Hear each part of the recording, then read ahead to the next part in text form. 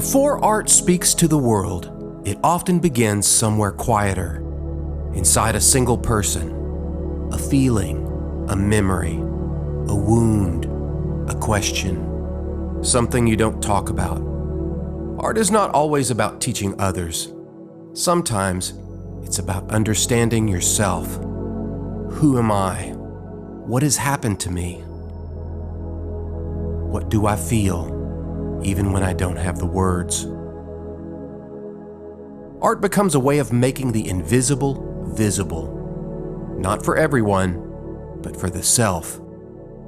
Few artists turned inward as powerfully as Frida Kahlo. Her life was marked by pain.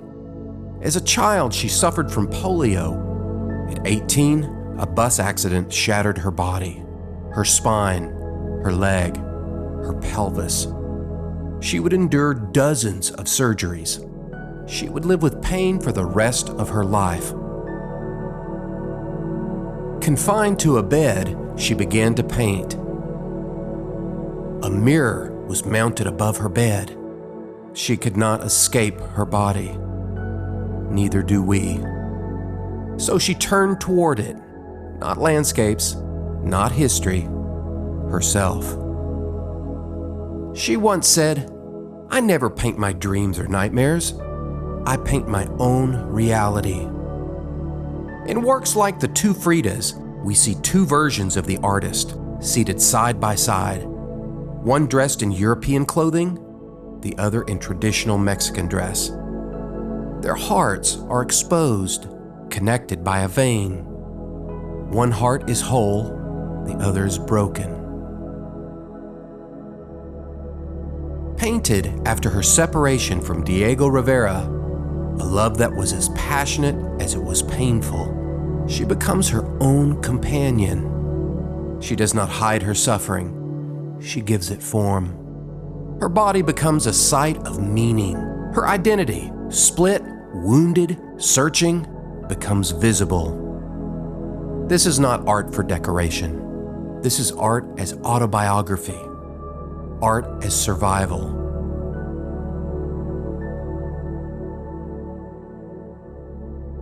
Not all inner life looks like a body. Not all identity can be described with images we recognize.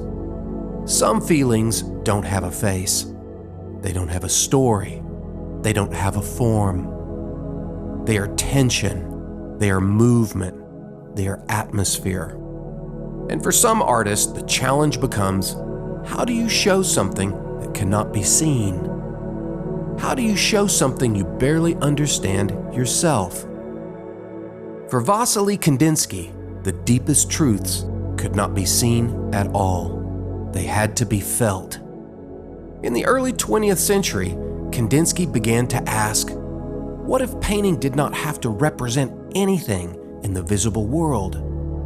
No figures, no landscapes, no objects, only color, only line, only movement. One day, Kandinsky returned to his studio and noticed a painting he did not recognize. It leaned against the wall. The colors seemed to float. The forms had no clear meaning, and yet it was beautiful. He later realized what had happened. The painting was his. It had been turned upside down. And suddenly, it made more sense that way. In that moment, something opened. Painting no longer had to describe the visible world. It could become something else. In works like Composition 7, the canvas becomes a field of energy. At first glance, it may feel chaotic. Kandinsky believed color is the keyboard, the eyes are the hammers, the soul is the piano. Kandinsky believed painting could work like music, something you feel before you understand. He was not painting what he saw, he was painting what he felt. Emotion without image, meaning without narrative. Art becomes a language of the inner world, one that does not depend on words or recognizable forms. Frida Kahlo shows us that art can hold pain. Kandinsky shows us that art can express feeling without form. Together, they reveal something essential. Art is not only about communication between people, it's also a conversation within a person. A way of asking, what is happening inside me? A way of answering, this is what it feels like to be me.